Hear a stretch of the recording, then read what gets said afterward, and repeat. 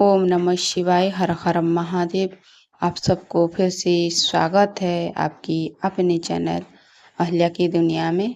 और आज हम सावन मास की कथा अध्याय 16 की सुनेंगे। आप इस कथा को अंत तक जरूर सुने।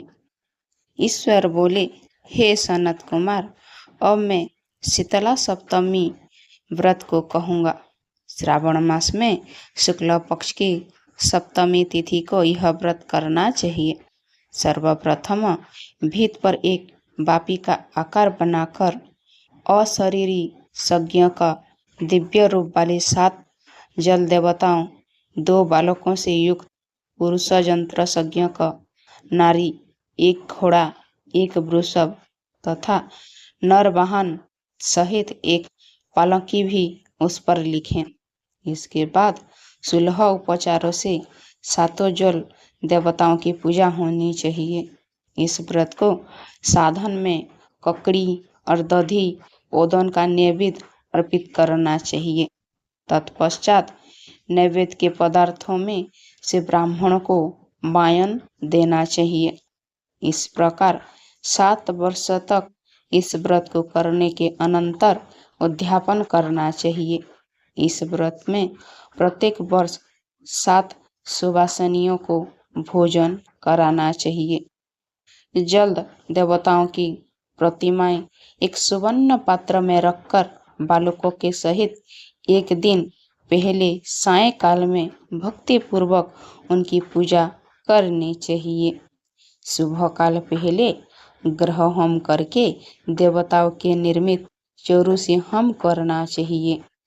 जिसने पहले इस व्रत को किया और उसे जो फल प्राप्त हुआ उसे आप सुने। सौराष्ट्र देश में शोभन नाम का एक नगर था। उसमें सभी धर्मों के प्रति निष्ठा रखने वाला एक धनिक साहूकार रहता था। उसने जल रहित एक निर्जन वन में अत्यधिक धन व्यय करके शुभ तथा मनोहर सीढ़ियों से युक्त पशुओं को जल पीने हेतु सरलता से उतरने चढ़ने योग्य दृढ़ पत्थरों से बंधी हुई तथा दीर्घ काल तक स्थिर रहने वाली एक बावली खुदबाई।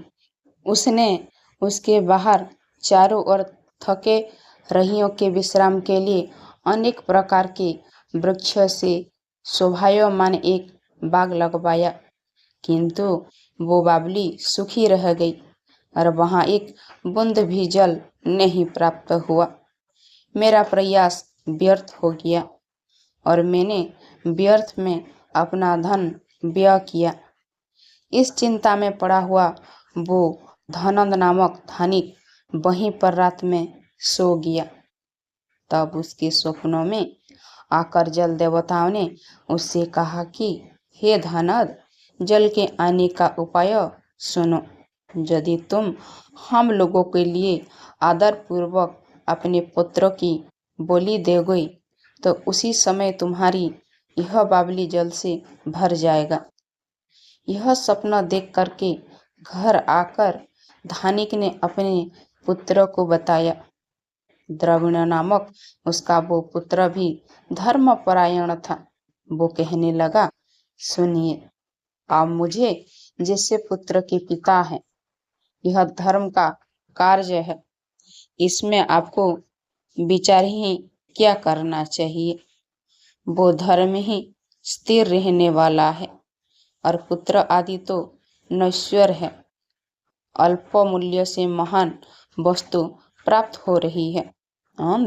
यह क्रिय खरीदारी अति दुर्लभ है, इसमें लाभ ही लाभ है। शीतांशु और चंडांशु ये मेरे 2 पुत्र हैं। इनमें शीतांशु नामक यह जो ज्येष्ठ पुत्र है उसकी बलि बिना कुछ विचार किए आप प्रदान करें। किंतु हे पिताजी, स्त्रियों को यह रहस्य किसी भी प्रकार ज्ञात नहीं होनी चाहिए।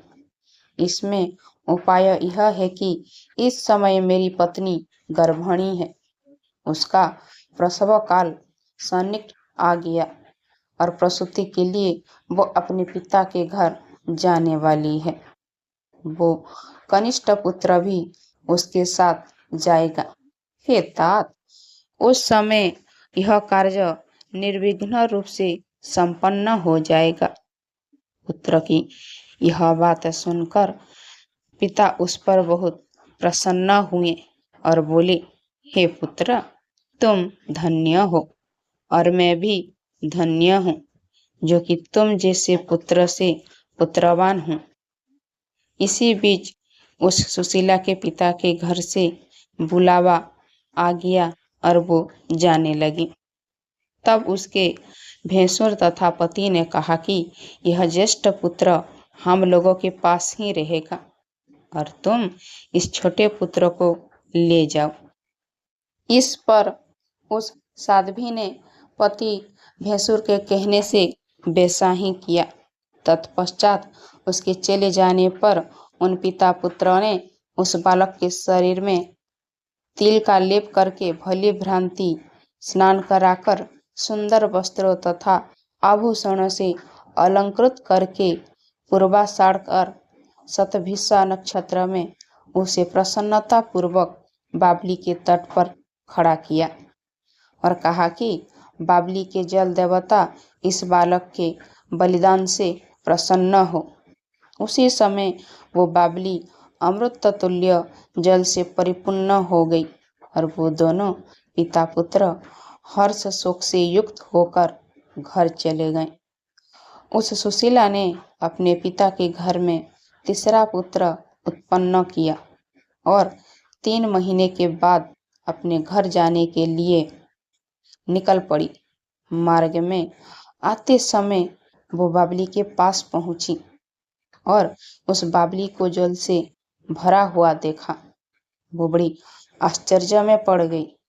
उसने उसमें स्नान किया और वो कहने लगी कि मेरे भैंसुर का परिश्रम और धन का व्यय सफल हुआ।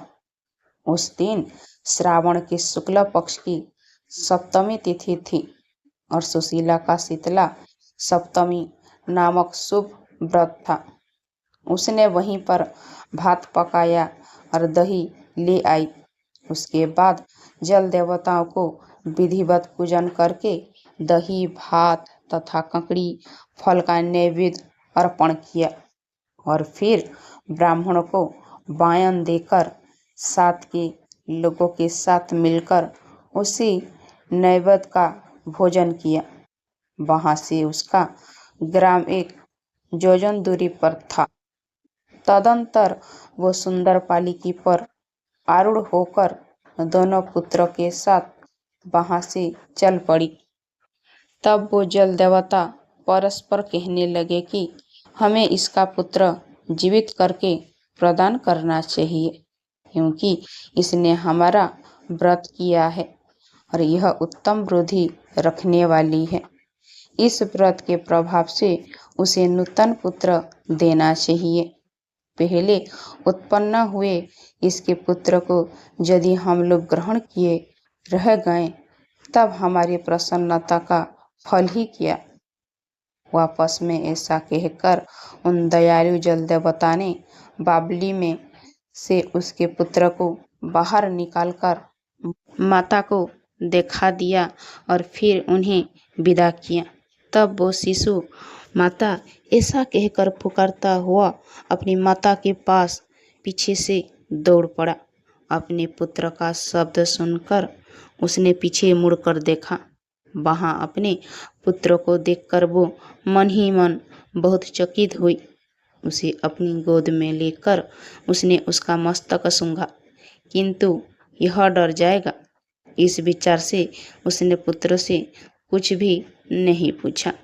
वो अपने मन में सोचने लगी कि यदि उसे चोर उठा ले गए थे तो यह आभूषण युक्त कैसे है, और यदि पिशाची ने उसे पकड़ लिया था तो पुनः छोड़ क्यों दिया।